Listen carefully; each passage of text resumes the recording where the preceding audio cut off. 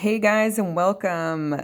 Thanks for tuning in. If you want to learn how to build a super easy vermicomposting system with 3 buckets here. And it was all kinds of family fun.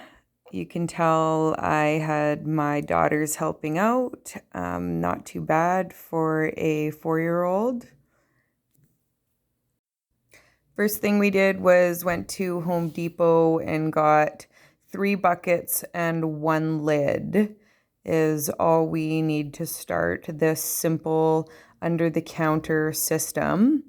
We've got a 1/8 drill bit and a 3/16. We're using the 1/8 drill bit for the holes for the worms to travel, and the 3/16 to give air. I grabbed a scraper here to get all the plastic burrs. You don't need to, but if I want to wipe my buckets out, it's a lot easier to clean, and also you don't hurt yourself and any possible worms on the rough edges. So here we leave one of the buckets for catching any of the water that comes out of your composters. We drill all these holes around the top and through the bottoms on 2 of the buckets, and 1 bucket stays undrilled. Have some fun. Drill some holes. It's not rocket science. Here we got the 3 buckets, and now we're going to fill them up. We bought a paper shredder to shred all of our paper. My kids love shredding paper, so I have them in the background. Here I'm showing you the 2 buckets. The one with the holes goes into the one that doesn't have holes. For worm bedding, you can use cardboard, shredded cocoa, almost any kind of compostable, natural paper or dirt, leaves, grass byproduct. We have an abundance of paper, so we use paper. There's the worm bed. First layer complete. We probably do about 3 inches of shredded paper. And then this is some fresh veggies cut up. I like to cut mine up smaller so the worms can get going, work fast, give me worm castings faster the better. I got a lot of plants to dress.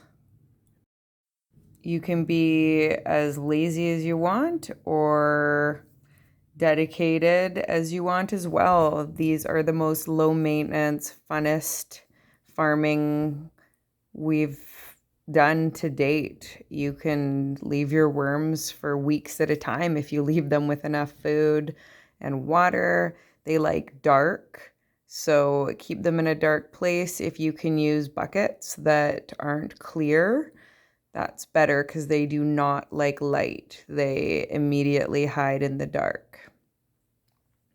And now it's time to add the worms.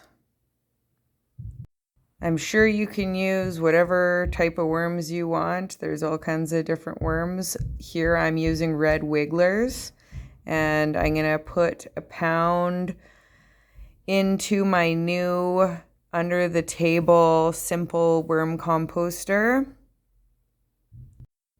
This one I'm excited. It can fit right in my kitchen. It has no smell, and you can add your food as you go. Here I am, that's me. I can't talk in my videos because my household is way too loud. Demonstrating how easy this is. There's bucket number 1, no holes. Here's bucket number 2, aeration holes on the top, air holes on the side for breathing. Worms need air. And then this is the third bucket that you utilize when the worms have turned everything in that bucket with the lid on it into worm castings. Then it's time to get all the worms out of there and into the third bucket. But for now, until the worms have ate all that,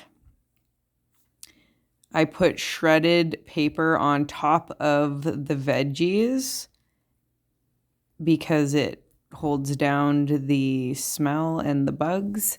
There should be no smell with your worm composter at all. That's the great part. Here I'm demonstrating after they eat and eat and eat. You'd be surprised, all of that will turn into beautiful black worm castings. Then when it's all turned up, you stick the third layer on, put down your new bedding, shredded paper, whatever you're going to use, put your compost on, and then the worms will go through up into that one.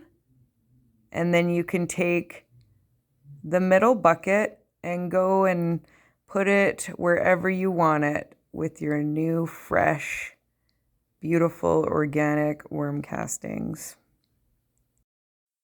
And it really is that simple. There's not much to it. You can keep it in your house.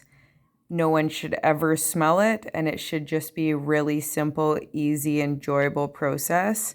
Of course, do some reading up on it. Feel free to ask me any questions. I'm always here to help. Happy worm farming. It is so much fun.